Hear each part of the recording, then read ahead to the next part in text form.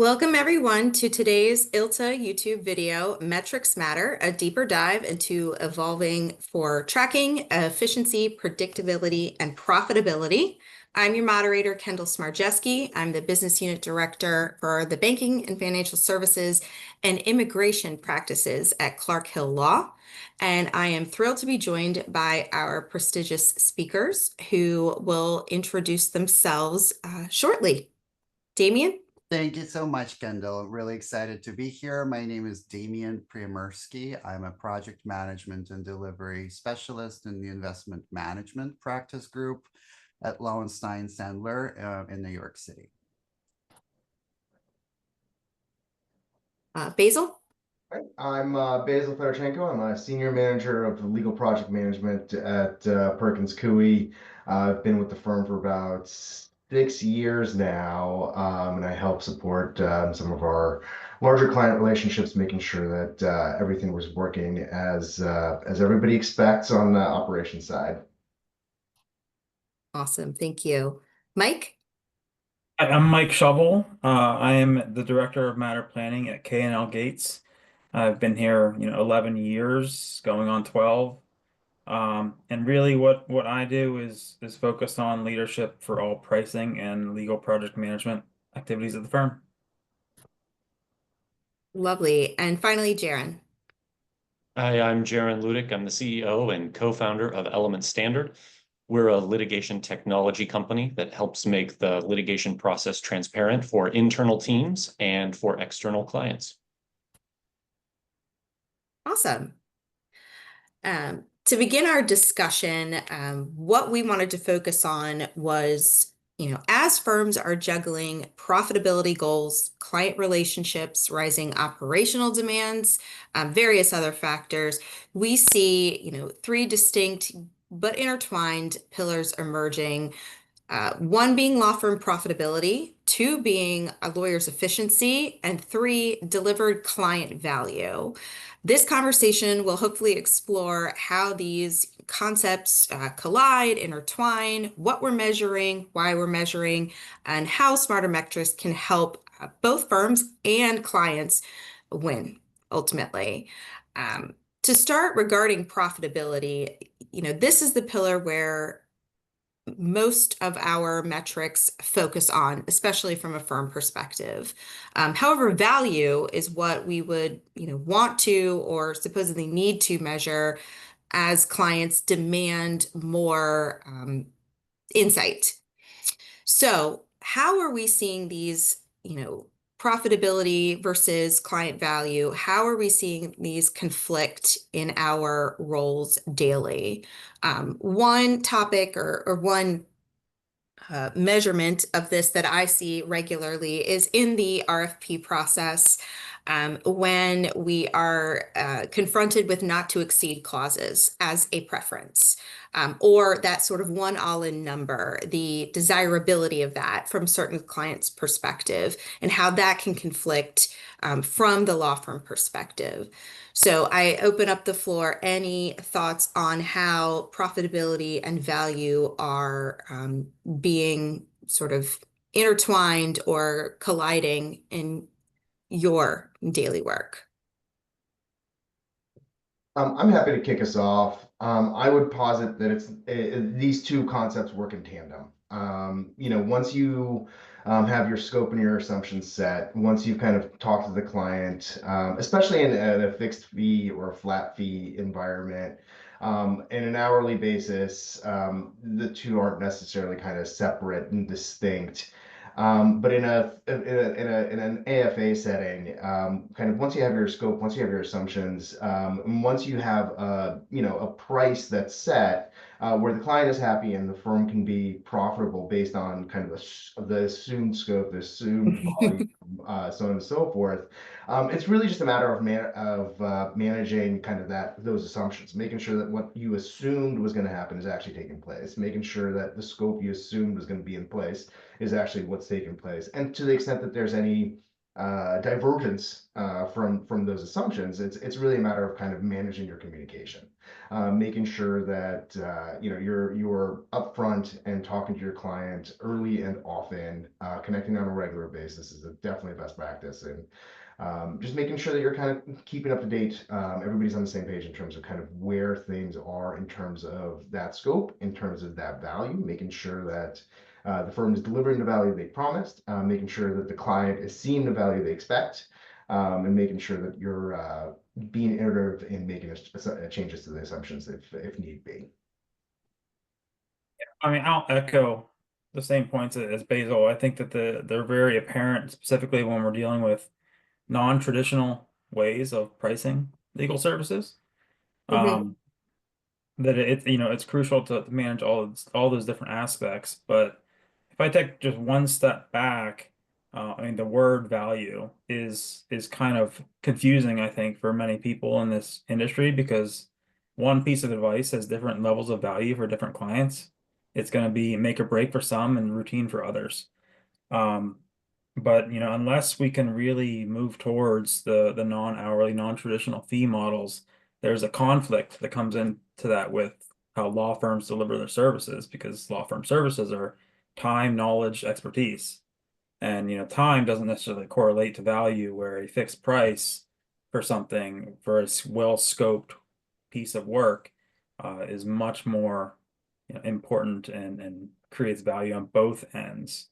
And the one other thing that I would just note here is, as we're talking about metrics, particularly from a law firm side, that isolation of any one metric doesn't really provide the full picture. It can often present incomplete or misleading interpretations or communications. So there's a consolidation or aggregate look that needs to occur. Mhm.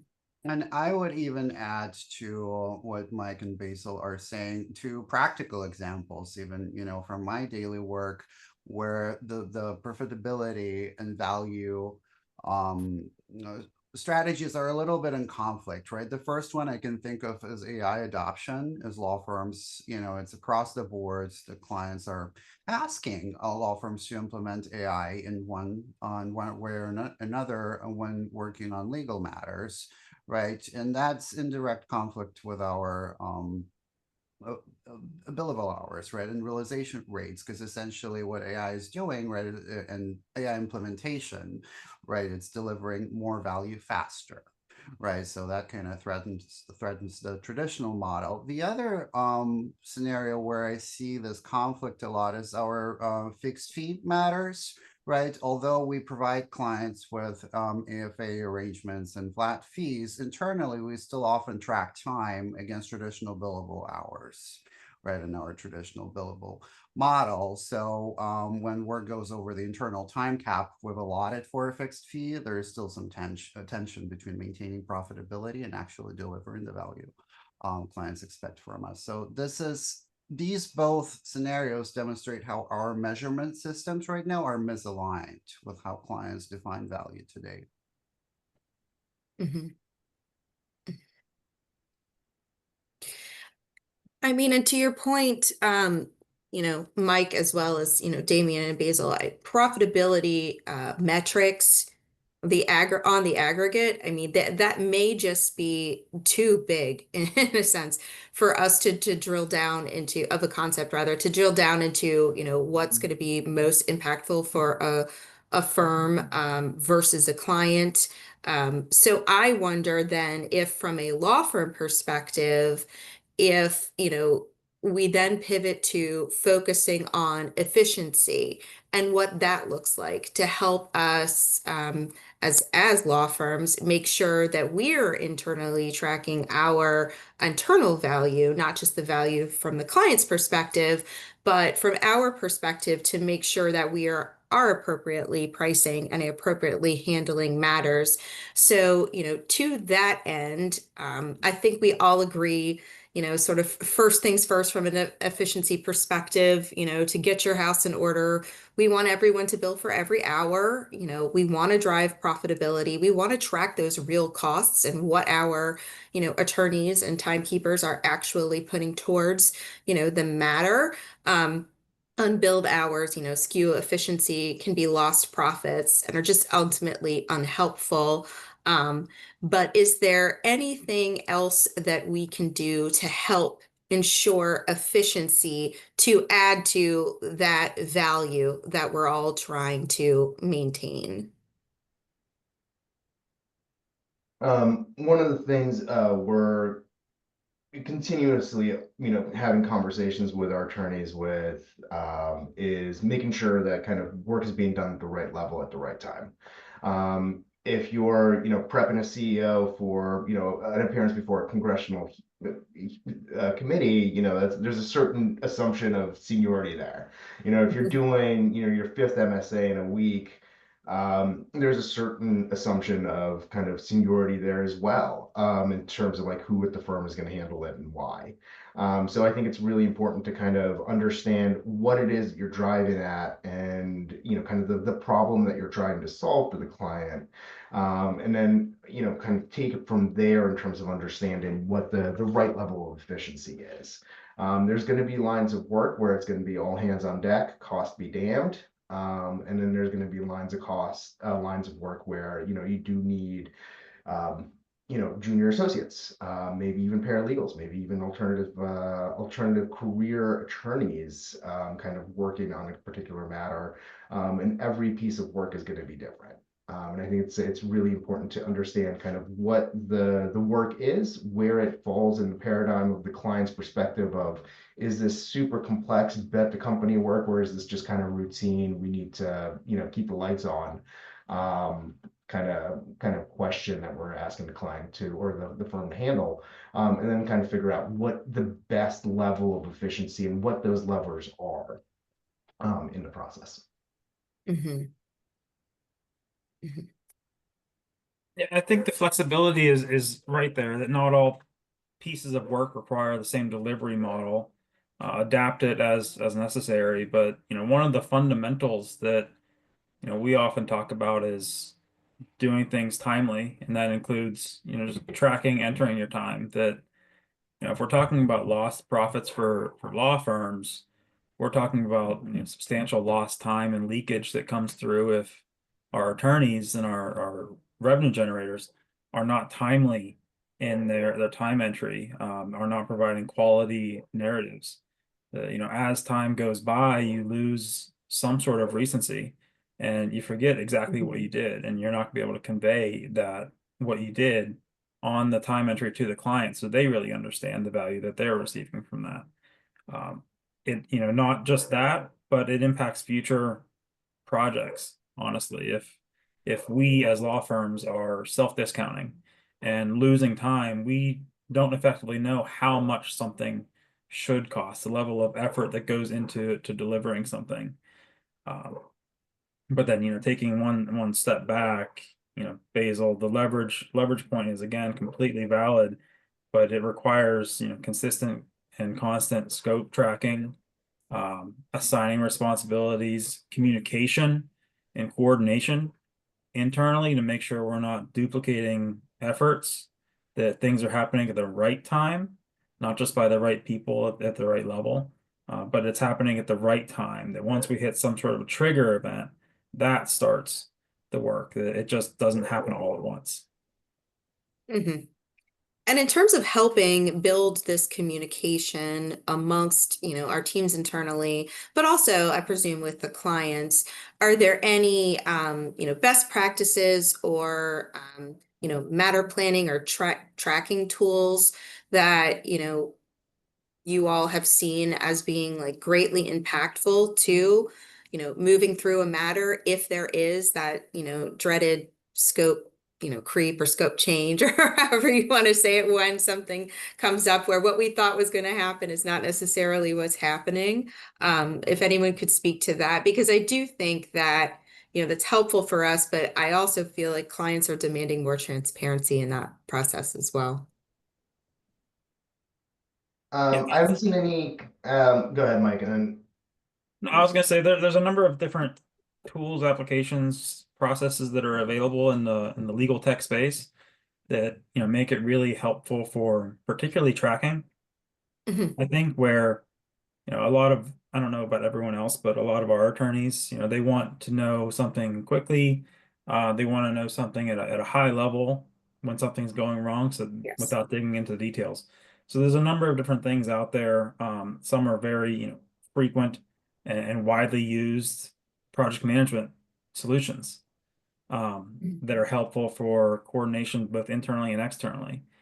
And then there's others that, are fantastic ways, specifically for law firms, to, just get a simple threshold alert that we've set a budget for this phase of of a matter equal to whatever number it is. I want to know once it hits 50%, 75%, so I can start to kick off those conversations with our client, if necessary, if there are changes to scope, the assumptions aren't valid, or to maybe even tell them, it's happening a lot faster than we thought. We're going to be under budget. Good news. Fair. And to add, I mean, we have a number of resources that we leverage for, kind of tracking work as it's progressing. But ultimately, it really comes down to, somebody in place to kind of pull our attorneys back a little bit and say, hey, y'all are, kind of 75% of the way through this matter as far as I see it. Have you all talked to the client? And that could be something as simple as, a dinner on an Excel calendar, on an Outlook calendar. It could be something a little more, bespoke, outreach or phone call.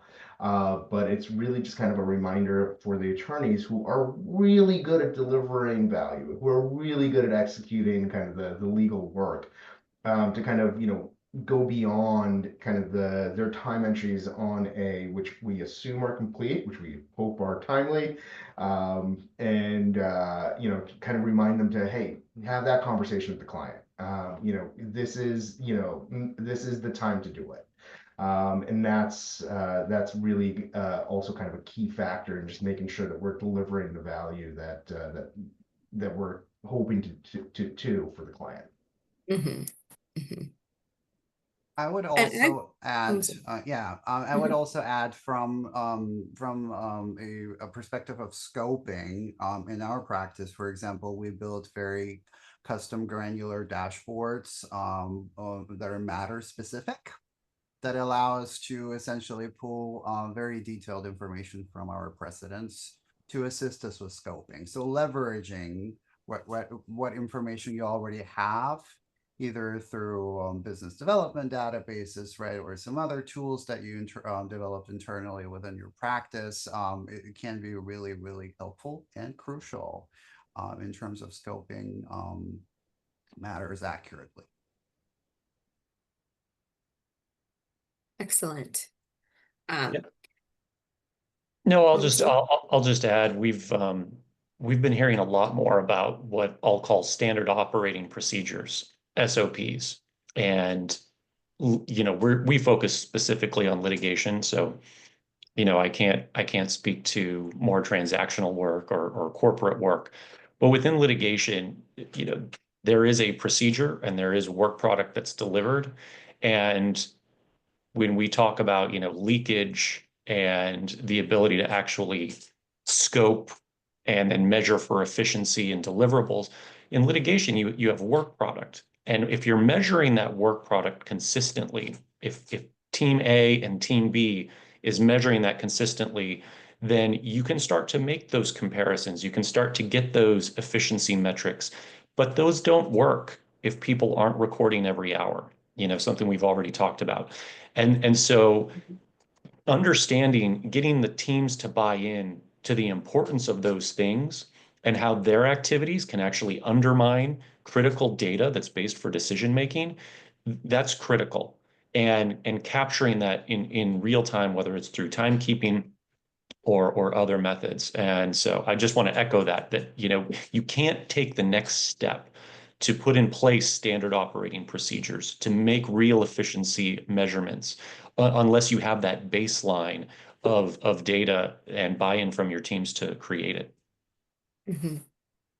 And to And kind of add one more point. Our attorneys, as you know, I've said, are terrific, are fantastic, great vehicles for delivering a value. But when it gets into kind of thinking like on the operations side, right? Like if you're thinking about, hey, what is the cost for a motion for summary judgment? Odds are they're not just working on that motion for summary judgment in kind of a given period of time. They're usually dealing with kind of like fact review and trial prep and God knows what else at any given point in time. And so often you see, you can kind of tell from a timeline standpoint, kind of this is when they started working on a motion for summary judgment and this is when they ended.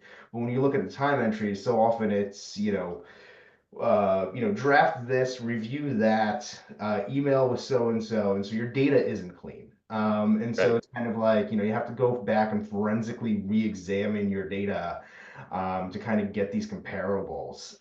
And that's a huge challenge.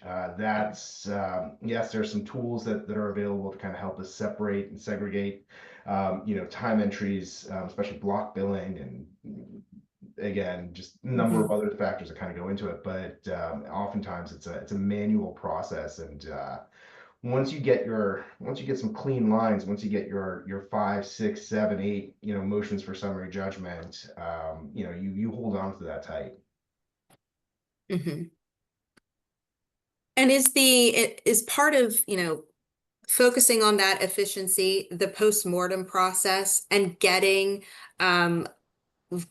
lawyer buy-in on that process as well. Like, of course, they're, interested, but as you mentioned, Basil, everyone is busy. There's multiple, matters to be worked on. So from an operational perspective, while this might, be more of our focus, we of course need to work with our attorneys to, focus on that. Are there any best practices from the post-mortem process regarding looking at the data, looking at your time entries, making sure it's clean, and evaluating from that perspective, that you all would want to share, or any just things you've learned over the years in terms of how to better, move through that process?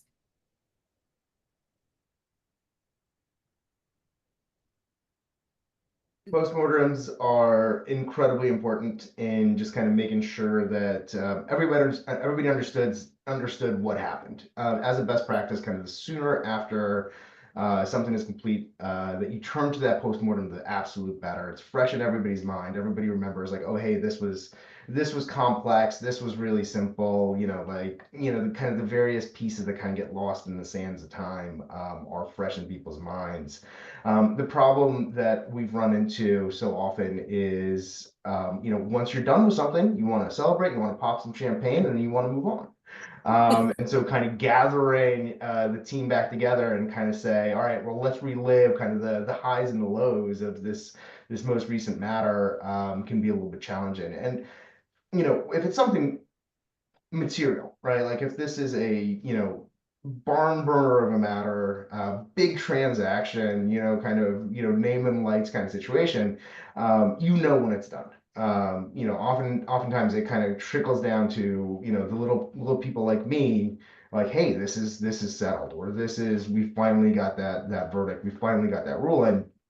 Like when it's done, but so often, especially with something that's kind of maybe a medium complexity, medium scale, medium scope of work, it just happens, and there's no flags that are raised, there's no emails that are sent, nobody's kind of nobody. It just happens, and so the notification piece isn't there for. There's no trigger for the postmortem necessarily, because it's not the attorneys who are going to get together and say, hey, let's figure this out. It's usually somebody on the operations side, somebody on this end of the house that says, "Hey, let's do a postmortem." Kind of starts pulling together the data. The biggest point from that is, I think, actually do them. And that's what I really take away from that, is actually do the postmortem. Schedule the meeting with your team internally, schedule the meeting with the client. And one of the huge advantages of just simply having the conversation is that you avoid future frustrations by getting them out sooner. Uh, we don't want to see a partner that doesn't want to work with an associate because they did X, Y, and Z on their last 6 matters without being told. Getting those communications out there to solve problems proactively, especially externally with the client. If something happened that they did not like, we want to make sure we fix it soon. We don't want this to become just something that is lingering forever and ever and ever. But the other thing that I think is really good about doing them, scheduling them, and then communicating with the team is, did we do anything different? What did we do that was innovative? Was it helpful? How can we scale it? What's the benefit to the firm? What's the benefit to the client of that project, of that new way of doing things?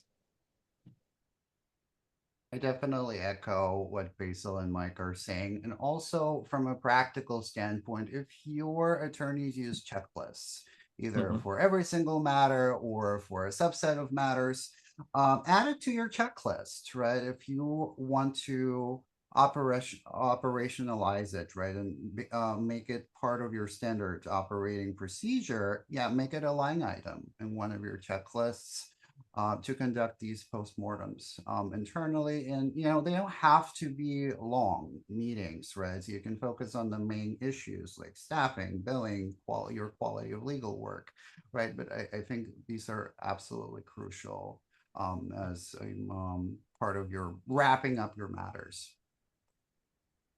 Yeah, I'll echo that. Basil, the way you preface this with, it's just everyone's done. They want to move on to the next thing. That human nature side of things is so real, whether it's postmortems or just keeping your case organized. It's like the brief has been filed. We're moving on to the next thing in the next case. Like, why do we want to make sure that's saved in the right spot? We've already moved on. It's just human nature. And one of the things we think postmortems can be used for is just to validate what we're already doing and making it better. So like coming to the postmortem with your data, no matter how limited it is, and saying, hey, is this correct? Is this matter a $1 million matter and not a $500,000 matter because of this? This is what our data says. And making sure that's right, because it can then help change or make better the data that you're tracking for the next one and make sure that it's not leading you astray. The other thing you mentioned, Mike, about making this about them, bringing the postmortem outside of let's talk about what we might have done wrong or what we could do better, but how can we share the success with other people in the firm or with the marketing department or the pricing department as a way to get more business from this client or from another client. The postmortem can really be an opportunity to sing the praises of the team and identify how that can be to the benefit of the firm. And that's something that from a human nature standpoint, it's a lot more attractive to come to a meeting like that than where did we screw up? And so that's all I'll add to that. But the human nature piece of it, I think is much more important. And so I'm glad you guys all brought that up. And I think that's ultimately, one of the aspects of what we're talking about here is that when we are, measuring, using metrics to define or help define profitability, efficiency, value, we are talking about a very fluid process with a lot of human factors in here. And so I think even in this conversation, just focusing our attention to, these processes and best practices, and the eternal plug for the postmortem as a helpful tool for our clients, for the firm, for lawyers internally, for operational folks, can only be helpful for the future. So with that, I want to thank my guests, Basil, Damian, Jaron, and Mike for joining us. And one small plug for additional exciting practice management content coming your way on our YouTube channel here at ILTA. If you enjoyed this video, give it a thumbs up, leave a comment, and don't forget to subscribe so you don't miss what's next. But thank you again, everyone, and hopefully I will see you all in the future.